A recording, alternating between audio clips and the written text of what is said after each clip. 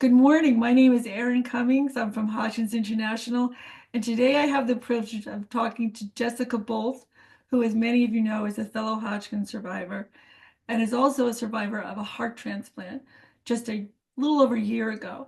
Her story is amazing and inspiring, and I think that you will all want to hear what she has to say. So, Jet, tell us a little bit about your history of Hodgkin's, when you were diagnosed, and we'll take it from there.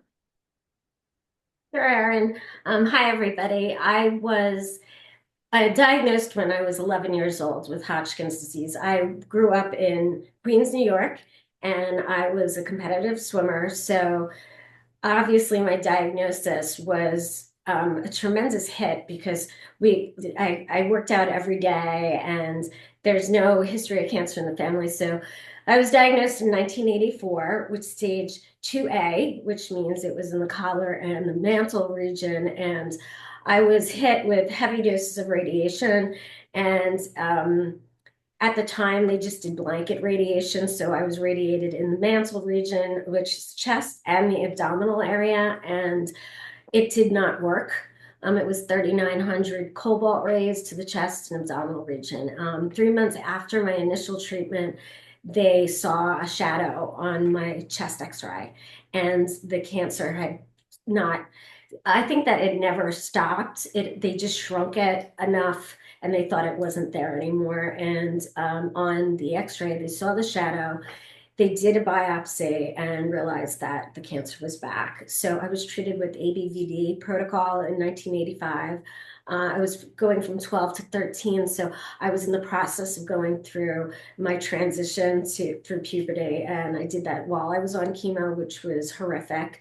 Um, and I think that that in itself led to all sorts of problems in the rest of my life experience. So my journey has been that I was diagnosed with breast cancer 12 years after, and I became another enigma in the medical field. And um, Adelphi, breast cancer support line, which I worked for and counseled, they saw me as a spot that they wanted to promote and hopefully get people to look at breast cancer. Because I was so young, they wanted me to do work that would be on television and in the media to grab attention to the disease, which I did. And I was on ABC News and things like that. So this is how I think I transitioned. I was always a speaker, but this way I was able to speak and help other people. So I've been doing that for years. Um, I had a mastectomy at 25 and chemo again. And then I got married, had two children, and I got breast cancer again in the left breast. And I had a mastectomy and chemo. And so it's been three regimens of chemo and one regimen of radiation. And that culminated in the craziness that led to my heart attack. Can I just ask you, when you had your breast cancer, did you just have chemotherapy for that? There was no radiation? Did they give you additional radiation? What happened was they knew at the time, felt strongly that the radiation had caused the breast cancer for me. Really? And I know other members had radiation and then had breast cancer and were radiated again. I was not one of them. They said that wasn't an option for me. And I was at a very good, I was working through Manhasset North Shore Hospital at the time. It's now renamed, but it was very good. I had a guy from Sloan Kettering who's my oncologist, and they were just like, the best chance for you is to take off the breast. And it was 1998. So at the time, they didn't know about blanket radiation. They didn't know that was a splatter. They just felt it would go to one breast and not the other. So unfortunately, they didn't remove both at the time, because if they did, I wouldn't have had to go through my second breast cancer. But yeah, they said no radiation, just chemo. It was small. Then in 98, it was 1 centimeter, no node involvement, but they didn't do a sentinel node at the time. So they took out 13 nodes, Mm. and I can't feel swarm anymore. And it's got lymphedema. So you won't see it, but it's there. So That must have been hard in terms of your swimming and exercising to not have proper use of your right arm. That's got to be hard. That's Yeah, well, incredible. all of it at this time was hard. I think being 25 and Yeah. already being scarred up from the Hodgkin's disease, and then um, having to assimilate back into my regular neurotypical life. And I was dating my husband at the time, and it was hard for him too because we were both young, and he was blown away by all of it, and he really couldn't handle it, but he did. We got engaged like right after. So I was working at the time in the city, and it just made everything stop again for me. So it's like I went through this time period where I was like, okay, like time clock is going, and I'm just being a regular person, and then back to boom, everything's imploding, and I have to stop and deal with the cancer again. So that really sucked. And then, but then you married and you had two kids, and were you obviously healthy at that point and doing okay? Yeah, I got a chemotherapy with Dr. Arena, who worked with Sloan, but he had his own private practice.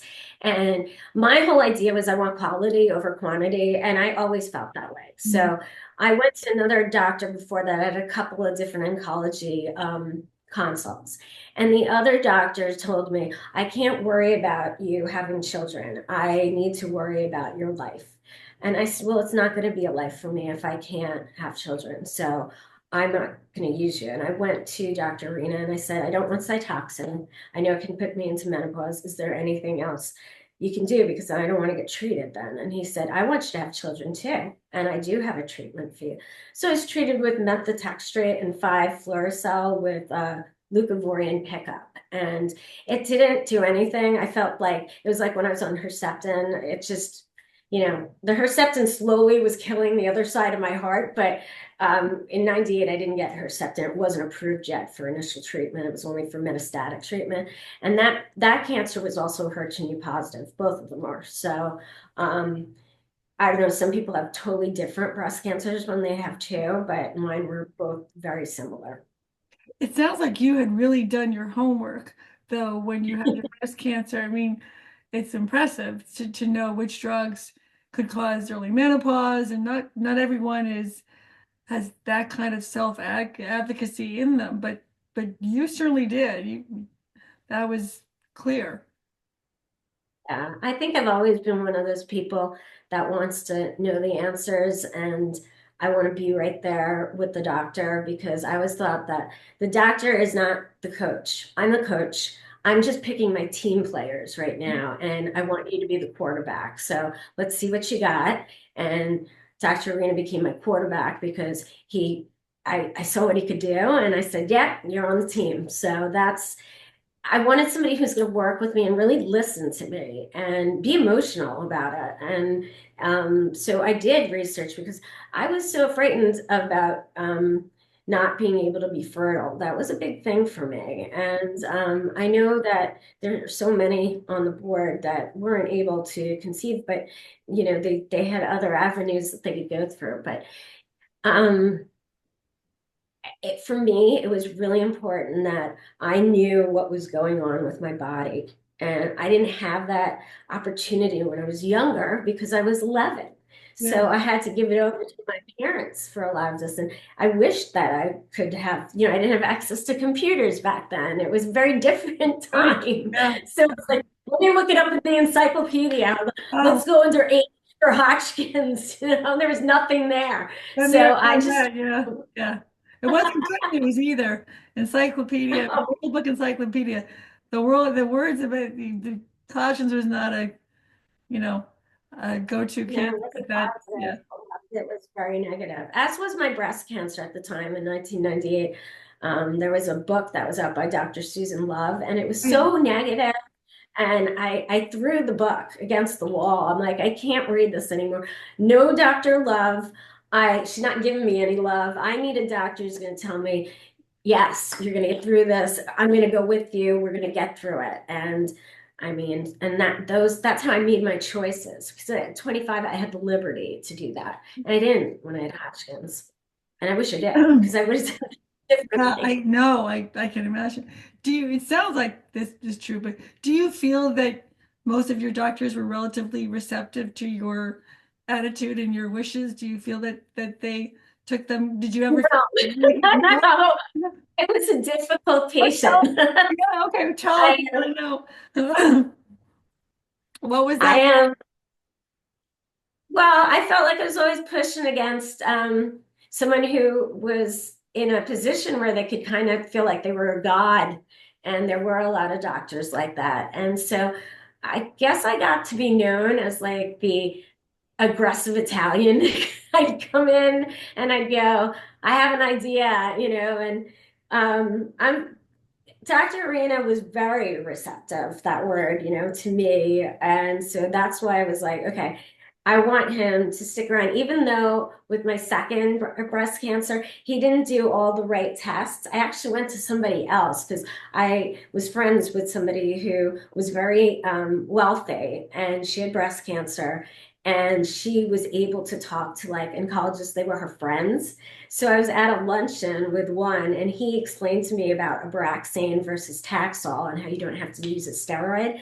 So I kept this information, I kept gobbling it up so that I would know things, and it helped me pick out my chemos. I would go back, I'd always go back and forth with the doctor, and Dr. Ray was great with me.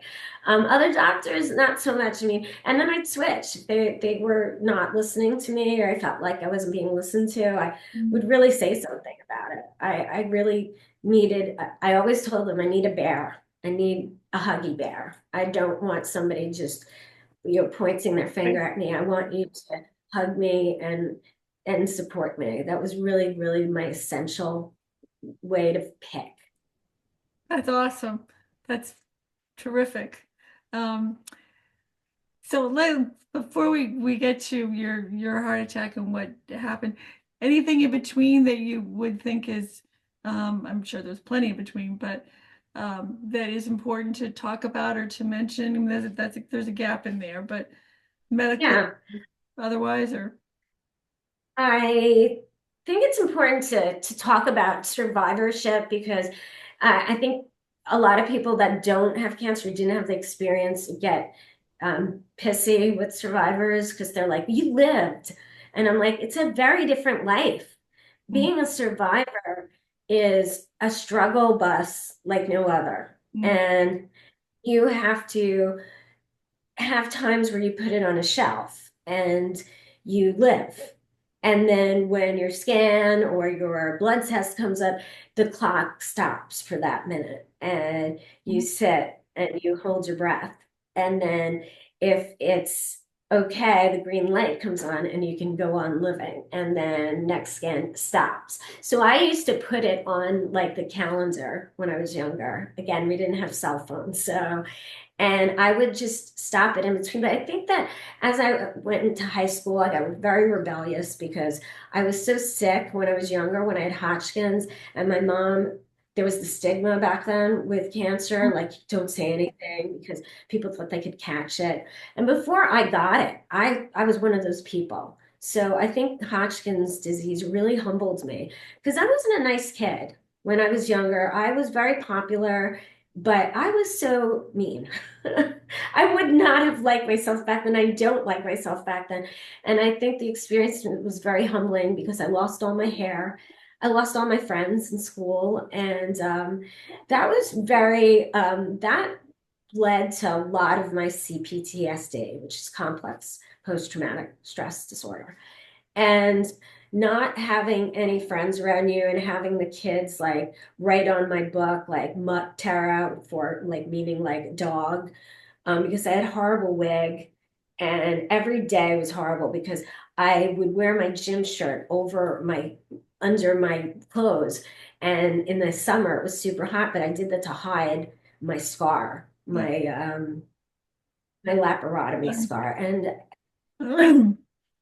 it was really, I think it really changed me in a lot of ways. And there were two girls that became my best friends, and they didn't care about what I looked like. And one was African American and one was Indian. And so I think that is a thing to look at, you know.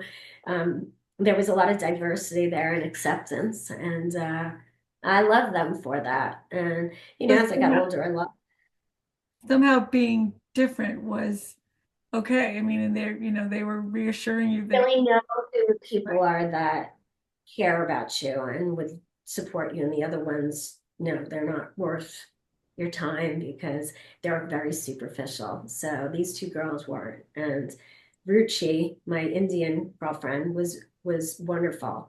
Um, I had so much trauma with the whole thing. So, and with my mother, because I felt really angry with her for making me go to school. But um, I think growing up and then becoming like a woman, you go through, I went through so many things. I went through a thyroid biopsies. I have nodules all over my thyroid, which is another consequence of what I went through. And a lot of Hodgkin survivors go through that. I had EIN on my endometrial lining, and they felt strongly that was from the radiation. And you know, I think the worry for me was like they were picking apart my body. And I was like, well, what's going to be left? You know, I feel like the operation game, my nose is going to start to buzz. And I just, when they wanted to do a hysterectomy, I was like, no. I was like, please, is there anything else? And there was an IUD that, you know, put out progesterone and would kill the cells. And I got that, and I have to go through biopsies um, every year now. But it was a great alternative for me, except there were aftermath of that as well. I started hemorrhaging and things like that. So I think that going through this whole experience, it never really stops. You just learn to, again, I'll use the word assimilate it into your life experience because this is my life. And I don't want a pity party. Like when I would talk about it, you know, people a lot of times were really stupid. They would say things like, do you think you're going to die? I'm like, well, we're all going to die. So we're not going to beat that rap. So, and, you know, just asking me questions that I think there was a lot of boundary line crossing. And so I felt like it was important for me to share Mhm. and just not come out, not hide in the closet and be very forthcoming with it because people were curious, but they were saying things to me that were not, I think, respectful. So I I think, felt, yeah, well, I think you're talking about something that I think is also fairly common. My feeling, and I was fairly young when I had Hodgkin's as well. A lot of that comes from a place of ignorance. And I don't mean ignorance in a negative way. I mean people just really not understanding what that's like. yeah. They're not meaning to be cruel, but they just don't know. And I applaud you for being such a fabulous advocate and teacher because I think that's not easy to do, especially when you're caring for yourself at the same time. Not necessarily our job to take care of everybody else and let them understand what we're going through. It's our job to take care of ourselves first. And it sounds like you were able to do both.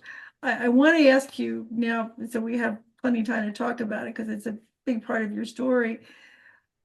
Assimilating into having a massive heart attack and then a heart transplant assimilating is probably not a word I would use. That has got to be that was profound. So tell us a little bit about that, how that I realize we're skipping a lot of years in between, but um, tell us what led to that and what happened, during and right afterwards.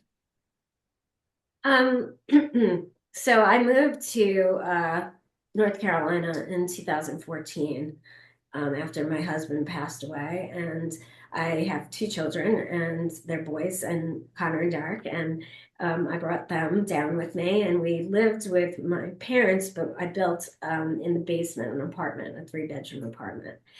And that was difficult too. And in the meantime, was working at a dental office, and I was not happy there. And there was a lot of bias and prejudice. I just wanted to throw that out there because it was important. I was a African American woman who owned the office, and um, there was a lot of prejudice against there were two white people. I was one of them. And so uh, I left there and because Duke called me and they wanted me to lifeguard. And I said, I haven't lifeguarded in years. And they were like, do you think you could still can? I said, yes, because I like challenges. So I went and I took the lifeguard test again. And I started working in the Department of Duke Diet and Fitness. And I was lifeguarding, but I saw the fitness instructors and they'd be in the pool, and I've worked in the pool for years, for years. My mother worked at the Y, so I was like, saw them giving the classes, and they were always asking me, the clients, about, well, what do you do? And I would show them things, and they were like, we want you to teach. So they made like a petition to get me full time there. And my manager was like, well, do you think you can go get water fitness certified? And I said, yeah, sure. And I came back and I started a program where I would dress up. So I had themed water workouts and it was like a big hit. So I was working 5 days a week as a fitness instructor in the water and out of the water. And my heart, which had been treated with Herceptin, the left ventricle had gone from like 55 and dropped down to in the 40s. And so they were watching that, and I could feel it. When I first gave my first water fitness workout, it was really hot on deck, but I dressed up as a cowgirl. It was cowboy and cowgirl thing, country. And it was all black, and I had on a black hat. It was 95 degrees. And when I was done teaching, I couldn't breathe. I went into the locker room and kind of collapsed. My face was all red. My heart was beating so fast. And I kind of realized there that there were warning signs. And I kept going back to my cardiologist because whenever I drank red wine, right away, I'd feel it here in my carotid and everything would just tense up. And I'd feel at times at night like I was having a little trouble breathing. So they tested my lung capacity and they looked at my heart, and I had aortic stenosis, and it was moderate, and then it moved and became severe, but not at that time. And then there was the mitral valve, and that was mild to moderate. And as time went on, things started to change, and we went into COVID epidemic, and the world shut down. At the time, I was able to get the shots through Duke, and I was already suffering from other stuff too. I had a fibroid in my uterus. It was really big. I had the EIN in 2019, right before the epidemic, and I was being treated for that. And so there were other medications that were definitely involved. And so I was working on deck and stuff a lot, and there was a lot of heat. So I think that led to more of my problem with my left ventricle. Um, Yeah, On, I on got the deck, COVID. on deck, you mean by the pool, by the pool. Okay, Yes, the full gotcha. deck. The full deck is extremely hot in summers. It could go to like 110 Oh, on deck. I think that also played a part, but I got the COVID vaccines. I got two, and I got the booster. And at that time, I had had aortic stenosis and it had moved to severe, but I had lived with that for several years. And my doctor was like, you're going to eventually have to get the aortic valve replaced, but you're still doing well and I don't want to do it yet. And I was like, okay, like I didn't really think about it, honestly. I knew something was wrong because I go to her a lot, but I didn't really think like, okay, they're going to have to do open heart surgery and stuff. I don't know why. It was really because I'm like, I'm of the person like I practice the secret, like bring the good things to you, don't think about anything bad. So, but my body was telling me differently. So after the COVID booster, I really felt like crap. And I went back and I was at the point where I was telling the doctor, something is really not right. And so she got a BNP test, my PCP. And it came back and I was reading it. And from what we were talking about before, that I read all my pathology reports. I don't want to, but I want to. So I'm reading, and it says 1900. And I'm like, what's the baseline? and it said 180 was the most you were supposed to be. And I thought, okay, there's something not right with this test. Maybe I'm reading it and it's supposed to be like 190, but they put it like in 1900. But I was right. It was 1900. And I was like, oh my God, am I gonna like croak in a minute? And And what was this a specific test for? What was the test for? the test was heart failure. Uh, So I was terrified when I saw those results, and I was right away. I'm part of like a VIP series in Duke. So I'm able to text like right away and get like an answer back. Thank God. mhm, Because she was like, we definitely need to look at this. And I was telling them because at that point, I started to really have trouble breathing. I would go to work, and now I was working at the place that I had the heart attack at. Um, and I was teaching a chair class and I couldn't lift the chairs to put them down. I had to have help. Like the decline was really fast after the booster shot. Like I, so for me, and we talked about this, Erin, it played a role. mhm, And I felt the difference after the shot for me. mhm. Other people, I'm not talking about them. So that happened pretty quickly. I think like by May, because I got like the shot in May. So I'm trying to think. May, August, around September, I started feeling really badly. And I would try to walk the dog. And when I couldn't get the like through 5 steps, I was scared because I already had seen somebody about the TAVR and they did the catheterization.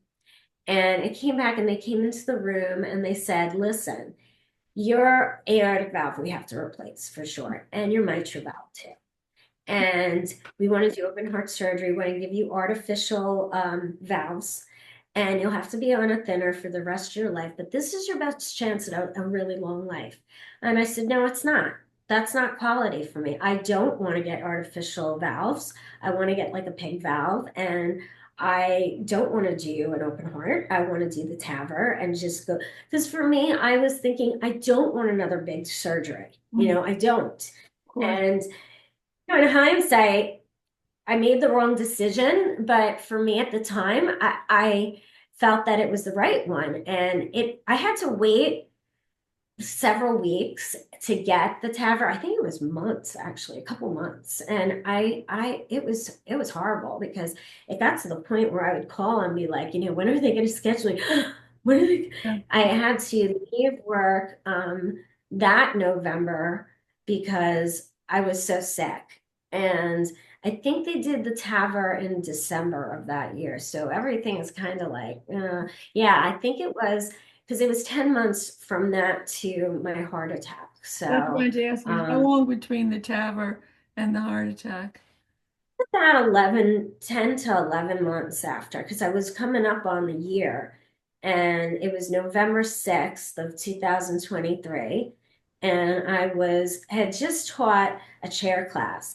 And the day before, um, I was in the nail salon and she was massaging my hands and she was using a lotion that was really like a sensory thing for me. Like I didn't like the smell at all and it was starting to make me dizzy. And then I realized, oh my God, I'm gonna faint. And I said, stop. I'm like, and she didn't speak much English, but I'd gone to her for a while and there were other people in the salon. I said, I have to put my head down. And the other guy that works there speaks English. And he was like, Jessica, do you want us to call 911? And I was like, no, I just have to, I've had this before because I've fainted before. And I got up and I was okay. And I paid and left. And I told my parents that night at dinner, I fainted in the nail salon. They said, where do you think that's from? I said, I don't know. The smell of the lotion was really bad. And it just made me sick. And this was the day Um, before your heart attack? the 5th. Yeah, the 25th. No, no, I'm sorry, the 5th. And so the next day, I went to work at Duke. Everything was fine. I didn't teach a class there, but I was on deck and working. And then I went to work around 4 and I taught my one class and I was fine. And then I went in the water and I had 3 people that I was training. And I started to get through the first exercise. And then the second exercise, I went to go on my side and get off the pool floor. And I knew right away I was getting that dizziness again. And I told the woman behind me, I'm going to faint. Pushed me into the side of the wall. And she talked to the other client that was in the water and said to him, I think she said she's going to faint. And I just tumbled into him. He was a very big guy. He was about 600 pounds. And I said, please help me. And I kind of fell into him, and they brought me over to the staircase of the pool. And I remember being sitting there and saying, don't call 911, please. Oh, I don't know what's wrong with Hodgkin survivors. We just want to keep banging ourselves in the head. And they said, you know, Jessica, we don't know what to do. We have to call 911. And that's the last thing I remember.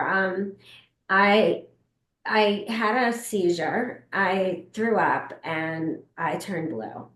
And unfortunately, they didn't have an EAP plan, which is an emergency action plan, which every facility should have that does things like that, like fitness and medical stuff and has medical clients. They also didn't have any staff that came in to help me. There were staff there, but nobody came in to do CPR, which is what I needed. And what did they think was going on, or what they? I don't really know. I mean, the clients were terrified. They told me that they didn't know what to do. Two of them had taken CPR, but they froze. They Oh, didn't know that they were afraid to. I'm like, what about just taking my pulse? If you don't know how to do the breathing part of CPR, you can just give the compressions. absolutely. Yeah, Anything will help. absolutely. Like that's something I hope that I can share with people that get scared in that situation, which you're going to. You can come over, feel for a pulse. You don't feel anything. You ask them, you shake them, are you okay? If they don't respond and you can't figure out how to do the rescue breaths, you start just doing compressions right under the diaphragm, right there, to move the blood to the heart, to pump it. Because what happened is my blood stopped pumping and I died. So I don't know how long I didn't have um like I coded for. I don't know if I had a pulse at that point, but I know that I wasn't totally alive. At that point, I was kind of like in the midst of dying, and the ambulance was 20 minutes late. They got lost. They finally found me, and I came into the ER, and Wait a I second. Was was someone working on you that whole time or doing nothing? That 20 minutes was someone doing CPR? 10 minutes. No, they wrapped me in towels, and Oh, yeah. so yeah, it was a big issue. So I still, So 20 minutes took the ambulance got there, they brought you to the hospital, and what happened when you got there? the doctor that came in and responded to me, Dr. Looney, I still laugh at that. He put an IV in this arm, and this is the arm that is the one that you're not supposed to work on. And right away, my arm blew up. And he used that arm to do the catheterization. And they went in, and there was a clot over the right side of my heart. And he right away, like, disbanded that. And um, then I wasn't they couldn't get me to get the blood pack working and pumping on its own. So they had to put me on an ECMO machine, which if you read Matthew Perry's story, that guy that was on Friends that died, Mhm. he survived, but he talked about the ECMO machine, and there's such a small chance of survival rate with the ECMO machine, but it's a necessary thing because I wasn't breathing at that point, and they needed some heavy machinery to get my blood back So I going and take it, pumping. I don't want to rush you. I just want to make sure that we have time because we meaning to do like three of these interviews to get to all of your story because I want Yeah. to also hear about what happened after the surgery. But I'm assuming that you were not aware of what was going. I mean, you said I died, but certainly were not conscious at this time of what they were doing. Is that Right. correct? Correct. So I that woke up. to seeing all of them. And I only remember like seeing like half of my father, but I had already gotten so many pain meds put in me that I started to hallucinate. And I thought my father had told my boyfriends that all the stuff that I talked about with my dad. And I was like, you like made him hate me. Fuck you. I'm sorry. Let's cut that one out. F you. Yeah. So we can blame me on that. But I was screaming at my father, kicking him, and he was like, who's she yelling at? And everybody in the room was like, you. And I'm really close with my dad. And so, but I was seeing all of this stuff, and they couldn't. I was punching the doctors, and I tried to take out my breathing tube and my IV, and so they completely sedated me and put me in like a coma state. And they wrapped my arms to the I don't know, the gurney that I was Yeah. on. And So I what, don't remember that, like, but what point after this did they say you need a heart transplant, or were you even aware that that was going to happen? it wasn't until like I coded twice with the balloon. They had taken me off the ECMO machine because you can't stay on that long, you'll die. And they put me on this balloon pump that worked really well for me. But they wanted to take it off so they could see if I could get my heart working on my own. And when they pulled it out, I flatlined again. So they were like, "Oh my God, her heart is just done." And before that, they felt like they could save my heart. So after that and pneumonia, I got pneumonia. They were like, her heart, her heart, the ventricle valve went from ejection fraction of 45% down to 25%. Mhm. So that was really bad. So they were like, you have to get a new heart. And I was like, no way. When they would take me out of the coma and I was sort of cognizant, which I'll tell you, I saw such horrific things and they seemed so real that I didn't know what was real and what wasn't anymore. I had a guy living in my bed in my pillow, and I saw a gnome on the edge of the bed. I was telling my father, "There's a gnome there," and Jason told me that I said people were walking out of the wall to get me, and I saw other things, you know. But at that point, when the pneumonia had caused my ejection fraction to drop so low, they were like, "She's in big trouble," and I was like, no, I'm not. I mean, you guys have a million pills on, you've done other procedures, so Mhm. I don't need it. And my son is my health proxy, and every day he would come in and try to convince me. And I was like, get out of here, Derek. Don't talk to me about it. And, you know, I think the medication also played a factor in how I was reacting to Mhm. things, but I knew that I didn't want the new heart because, in the back of my mind, I still had some of my wherewithal to understand that another heart could also shorten, my mortality rate because when you have cancer, you're already thinking, how many years can I survive after this, which is a trap, and I've talked to people about that when I counsel that, we can't focus all the way there because if you're not living in your now, then you're not living. So, Let me just add with um, you said, I'm just curious what you just said about that, yeah, you have said before I was more interested in quality of life than the length of life. How how was it presented to you in terms of the length of your life about having a heart transplant versus not having one? What was the what was the I think decision? I think that it was presented to me in a very effective way for who I am and how stubborn I can be with things.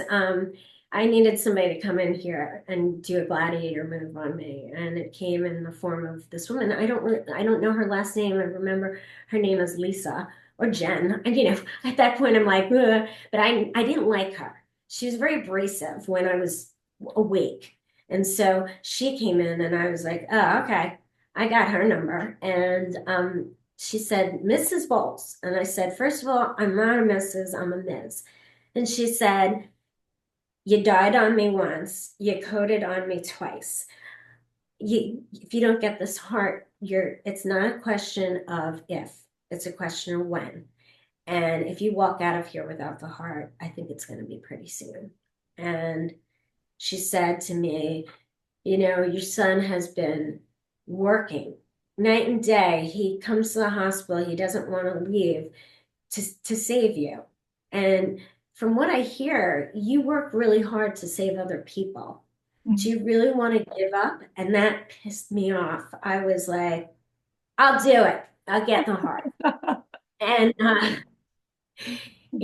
I think for Derek, it was amazing. Derek was like my arms and my hands and my body while I was not able. And that's what a health proxy is there for. And boy, did he do a stellar job because he was in all the meetings. They loved him. Like they wanted him to go to medical school and he's an animator. He was like, no way. I do not want to do this again because he affected him.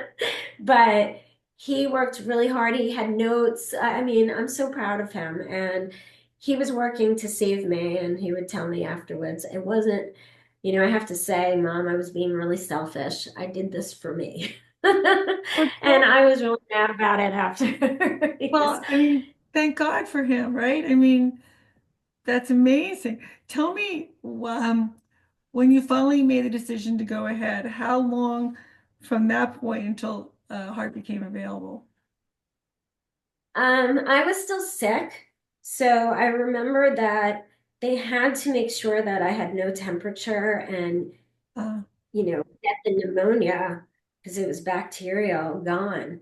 And so that took quite a while. So in terms of weeks, I remember saying every day, like, because I had to get a tracheotomy, mhm, and that became another, hurdle because I couldn't talk, I couldn't really move too much, and I couldn't get myself up. So I had the trach. I was trying to write. I couldn't write at all because I had been so out of it, so I couldn't really speak and I would bang the pad that I was supposed to write on and throw things because nobody understood what I was trying to say. So I believe in terms of the time between her telling me I needed the heart and then me finally saying it, that it was probably 3 to 4 weeks. really? And then as soon as they were able to um, eradicate the pneumonia, then